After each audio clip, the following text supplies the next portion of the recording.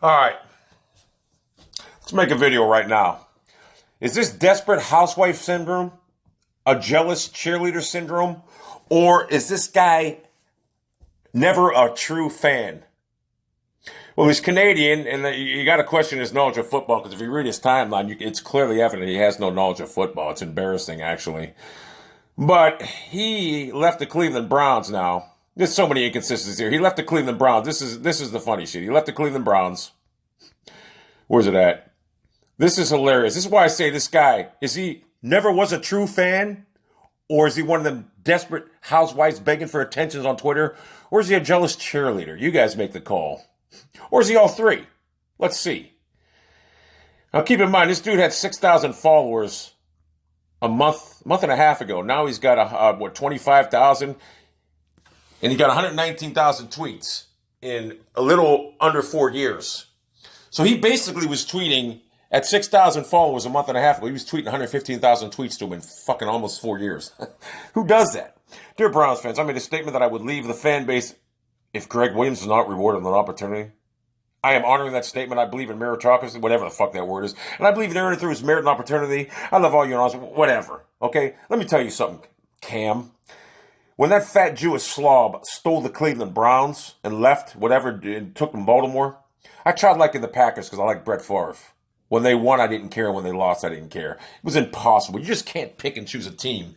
It's bred into you. You can't enjoy it. You just can't do it. Real fans can only like one team no matter what. I hated Hugh Jackson. I was the first motherfucker to call Hugh Jackson out for being horrible. I made countless videos on the clown, but I stuck with the team, and I hated the guy. Did I want him to lose? Yeah, I wanted him to lose to get rid of him, but it was still my team. You just can't pick and choose a team. Real fans don't pick and choose teams. They stay with them. Or is it desperate housewife syndrome where you're just begging for attention? Or do we have a jealous cheerleader syndrome going on here? And I'll show a little evidence of that right now, I believe. This dude Jeremy from Akron left. I'm trying to find it. He left for 3 days or so. I don't know, 3 days Twitter he left. And, here it is right here. This dude left for 3 days. I miss all of you, even the haters and losers. Some dude writes, you can't do this. Deactivate when you turn 40. Twitter was too quiet. Jeremy says, somewhere in the neighborhood of 50 people reached out to me and told me that. LOL.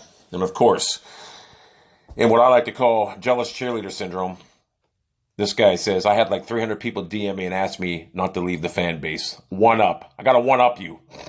Are you kidding me? Got to one up somebody over that? Like a jealous cheerleader syndrome. That's what that is. It's embarrassing. True fan? Jealous desperate housewife syndrome for attention, or a jealous cheerleader? What is it? You guys make the call. I don't know. You guys tell me. What do you think? I know what I think. I read this guy's football. I remember tweeting him years ago. He had no football knowledge. It was clearly evident he didn't understand the game. And it's done. I've signed an immediate deal with the Colts, a fan option for 2020. I said, see, the more I think about it, it's almost like this guy, you can't be a true fan and like another team. But then it's desperate housewife syndrome. Look, I said they were my choice before the playoffs started. I left. The messy kitchens, it's getting to the point where the messy kitchens hire confirms it. Oh, because Greg Williams isn't the head coach? You mean a guy with the 30th ranked defense at 62 years old? You think Greg Williams was responsible for going 5-3? No, it was Freddie Kitchens and Baker Mayfield. That's who's responsible. It wasn't the defense. It was the offense. That's why, yeah. I mean, come on, Kim. To understand the game of football. Look at this tweet here. Look at this one. Where the hell is it at? Oh, kind of like blowing up a team after it had its greatest half-season run in 30-plus years. So, you think that was Greg Williams, 5-3. That was Freddie Kitchens and Baker GX Mayfield. It wasn't the defense. The defense was ranked 30th. They were getting blown away. They couldn't tackle. The guy was 62 years old. You hire him, guess what? Freddie Kitchens walks with that offense next year as a head coach. Learn the game. You can't hire a 62-year-old head coach. You can't have a 62-year-old defensive coach. You need an offensive guy with your number one pick quarterback. This guy, that's why he doesn't understand the game of football. It's almost like jealous cheerleader syndrome. Fake fan, because, a real fan don't choose teams. Or desperate housewife syndrome, begging for attention. Which is it? So he wanted to hire a 62-year-old head coach with a 5-3 record that had the worst defense in the league, the 30th ranked defense. And he thinks that 5-3 was attributed to Greg Williams. No, it was Baker GX Mayfield and Freddie Kitchens why they went 5-3. Had nothing to do with that defense. You hire Greg Williams, Freddie Kitchens walks next year as a head coach somewhere else. The Browns had no choice but to make Freddie Kitchens their hire because he's a fucking beast. And this guy's still mad about Sashi Brown. Sashi Brown was so bad, he was just he picked 4 receivers in a draft that had garbage receivers. Corey Coleman, the guy picked 4 receivers one draft. How good of a GM was he? God. So, and keep in mind, this dude had 6,000 followers a month and a half ago. Now he's got what? 25,000. Boy, he blew up. I already made a video about this. He blew up. And he has 119,000 tweets. And I'll say 115,000 of them was when he had 6,000 followers a month and a half ago. Who does that? Who tweets 115,000 times to 6,000 followers? So, Cam, you people be the judge. Is this a jealous cheerleader syndrome? A desperate housewife syndrome begging for attention online?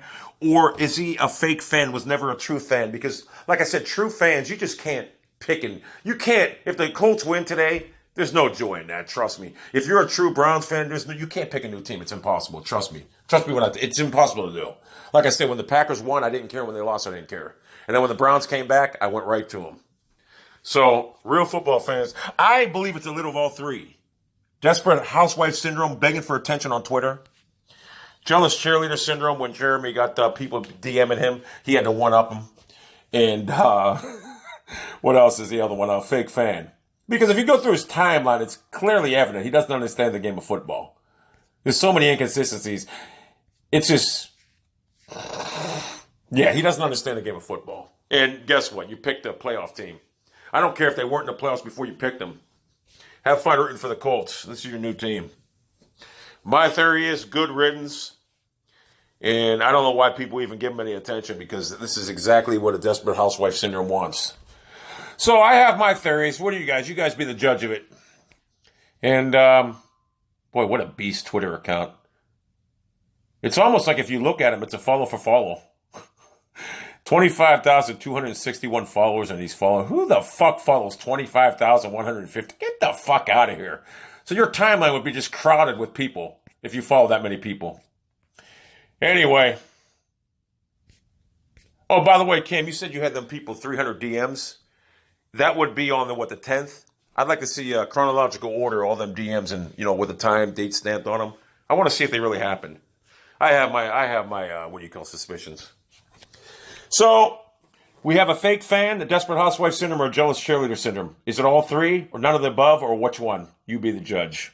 And Greg Williams had the 30th ranked defense. And he was horrible. And guess what? He's 62 years old. I'm sure I'm going to take a quarterback, number one, my face of the franchise. I'm going to pair him with a defensive... That's why I say this guy don't understand football. The Browns' turnaround was the direct result of Baker GX Mayfield and Freddie Kitchens. And if you watch Freddie Kitchens plays, they're just like, honestly, Josh McDaniel. There's always a guy open, and he's a genius offensively. And you want to lose that for a 62-year-old guy. Okay. With a 30th ranked defense. Okay. I'm glad you understand the game of football.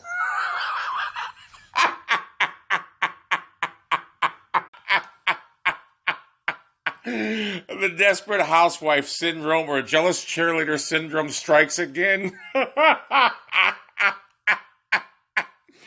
Oh, this clown couldn't get any more funnier. Listen to this conversation I just found. This happened 5 minutes ago. This sounds like a one-sided conversation where Coughlin talked and Fournette listened. All right. Of course, jealous cheerleader. Or it wasn't Coughlin. Or it wasn't. Coughlin managed some huge personalities in New York and Jacksonville his first run, though. He's a smart guy. He would have also wondered what was bothering Fournette. You don't win multiple Super Bowls by having one-sided conversation with star players. And then this guy says, I've been around Coughlin and seen his leadership style. This was a I talk, you listen meeting. The law was laid down in terms understood.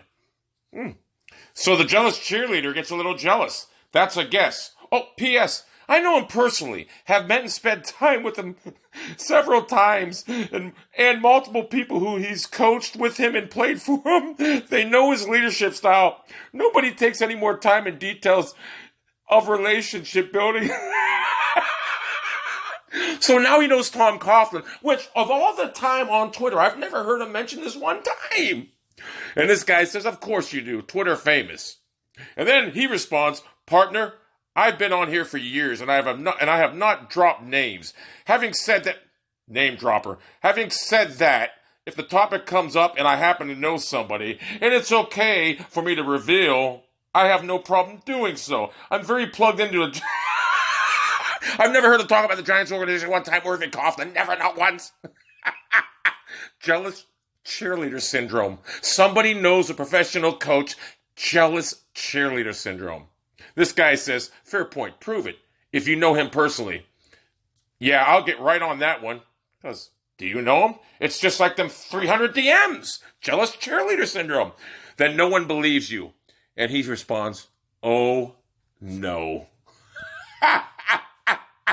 This explains how the guy went from 6,000 to 25,000 followers in a month and a half, doesn't it? Starting to get the picture now?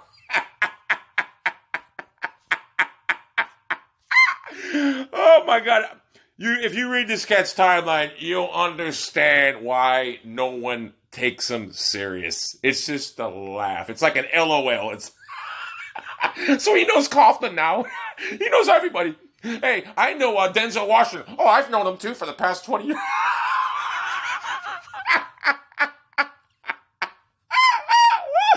Oh, this is too much. People, is this like a clown show here? Is this like a clown?